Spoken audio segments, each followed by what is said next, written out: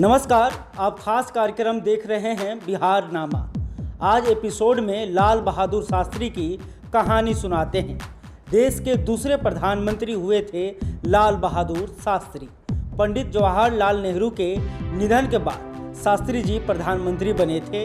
आज़ादी के आंदोलनों में बढ़ चढ़कर हिस्सा लेते थे, विद्रोही आंदोलनों का नेतृत्व करते थे। इतना ही नहीं, उनका पटना से गहरा लगाव था और वे प्रधानमंत्री रहते हुए भी कई बार पटना आए थे। दरअसल लाल बहादुर शास्त्री की एक बहन का नाम था सुंदरी देवी। वो पटना में ही रहती थी। पटना के कदम कुआं के खास महल में सुंदरी देवी की ससुराल थी। ऐसे में शास्त्री जी जब भी बिहार दौरे पर आते तो अपनी बहन से मुलाकात करने पटना जरूर आते थे। पटना में वो अपनी बहन के घर पे ठहरते थे। खास बात कि उनकी बहन सुंदरी देवी अपने समय में कांग्रेस की कदावर नेता रही थी। वो विधायक भी बनी थी। हालांकि अब सुंदरी देवी इस दुनिया में नहीं है। उनका निधन 1985 में 12 जनवरी को हुआ था। सुंदरी देवी की शादी पटना के कदम कुआं में रहने वाले शंभू सरन से हुई थी, जो जयप्रकाश नारायण के सगे भतीजे थे। शंभू सरन और बाबू अनुग्रह नारायण सिंह स्वतंत्रता आंदोलन के सिपाही होने के साथ परम मित्र भी थे। वो दोनों देश रत्न डॉक्टर राजेंद्र प्रसाद के काफ़ी करीबी थे। वर्तमान में सुंदरी देवी के पोते सुभाष सरन उस घर की देखरेख करते हैं। दरअसल लाल बहादुर शास्त्री और सुंदरी देवी यानी दोनों भाई बहन में अटूट प्रेम था। इसलिए शास्त्री जी जब भी पटना आते बहन से मिलना नहीं भूलते। उन दिनों कदम कुआं आज़ादी के आंदोलनों को गति देने वाले स्वतंत्रता सेनानियों का शेल्टर बना हुआ था। तब कदम कुआं में ही अनुग्रह नारायण सिंह, राजेंद्र बाबू और जयप्रकाश नारायण की तिकड़ी जमती थी। अनुग्रह बाबू के घर के बगल में ही शास्त्री जी की बहन सुंदरी देवी का भवन था। वो भवन सुंदरी भवन और शंभू मंदिर के नाम से जाना जाता है।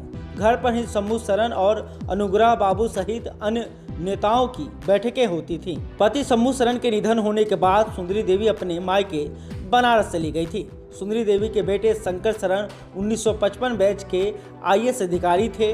वे मुंगेर के डीएम भी रहे थे। जब सुंदरी देवी 1964 में बीमार पड़ी और उन्हें पीएमसीएच में एडमिट कराया, तब भी प्रधानमंत्री रहते शास्त्री जी बहन को देखने पटना आए थे। बता दें कि भारत में बहुत कम लोग ऐसे हुए हैं जिन्होंने समाज के बेहद साधारण वर्ग से अपना जीवन शुरू कर देश के सबसे बड़े पद को प्राप्त किया है।